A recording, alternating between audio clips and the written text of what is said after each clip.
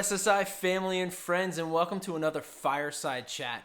Just like FDR, we are using these as a way to reassure our folks and reconnect with them during the coronavirus outbreak. Today we've got a few things that we're going to cover, but we're going to go fast, so pay attention. First thing, updates on our operations. Number two, we're going to answer some questions about working remotely. Number three, an update on Insure the Cure, what's going on there. Number four, tips to get caught up and get back on track after all this upheaval. Number five, new challenge that I'm going to issue to the SSI family. And finally, a great article reminding us that life is beautiful. So let's get started. Updates for the company. Only about a fifth of folks right now in our company are working remotely or getting set up to work remotely. We are continuing to offer that. I hope that you take advantage of that. For those that are still in the offices, we are locking the doors on a daily basis now, so clients will need to work with us via phone and email. We just feel like that provides a little bit of a safety bubble for our employees.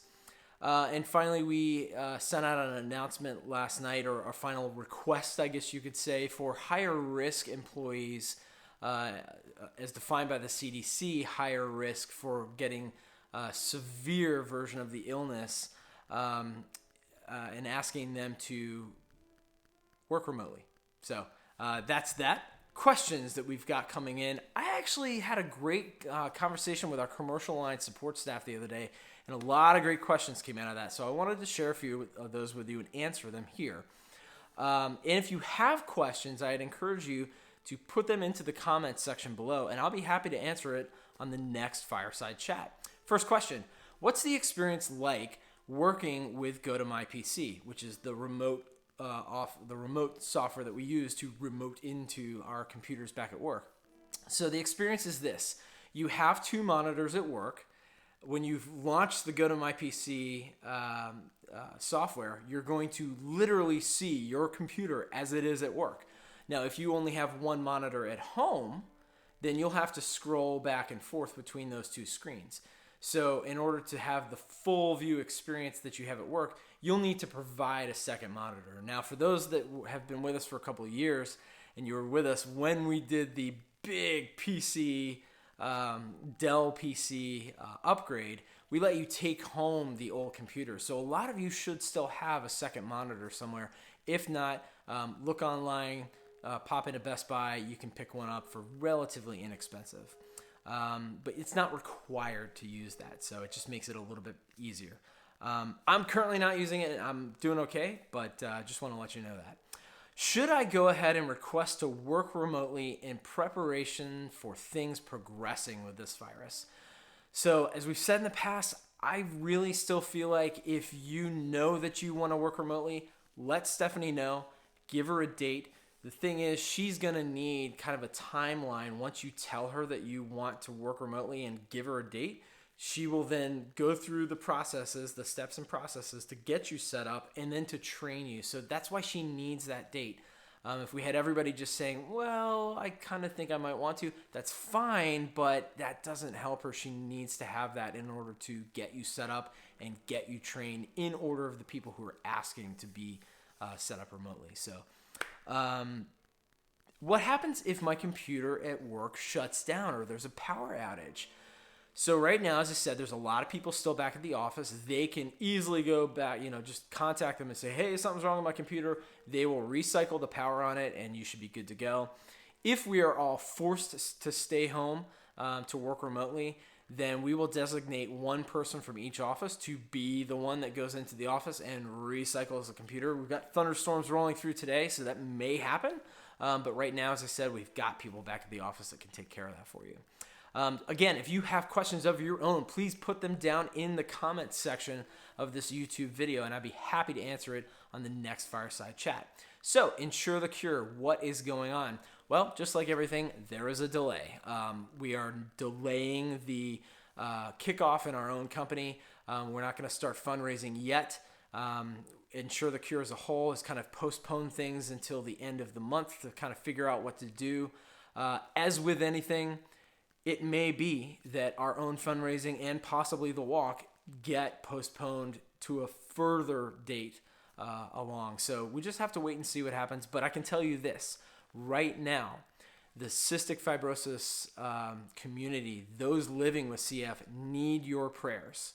Please, this is a disease that could be greatly affected by coronavirus because CF primarily affects lung function. So getting the coronavirus would be a bad thing for them. I can tell you right now that our friend Clay Snellings, his daughter Emily, is at their lake house, kind of away from everybody else and holed up in quarantine, just kind of staying away. So she's doing well from what I've heard. If you are feeling behind, here are some tips to get you back on track. We've had a lot going on in the last couple of weeks with everything with coronavirus, trying to get people set up to work remotely. I'm behind, I'm off track, but I can tell you, here's one thing that works for me very, very well, and I've started getting back on track. Jennifer and I do something every day. Jennifer's my executive assistant. We do something every day called Top 6, which was actually born out of something that Charles Schwab, back in about 100 years ago, actually, when he was working at Bethlehem Steel, this is what he did to try to get his company running much more efficiently and get people working to their full capacity. And it's very simple. You take the top 6 things that you need to get done for the following day and make that list at the end of your current workday. Then the next day, simply go through and execute.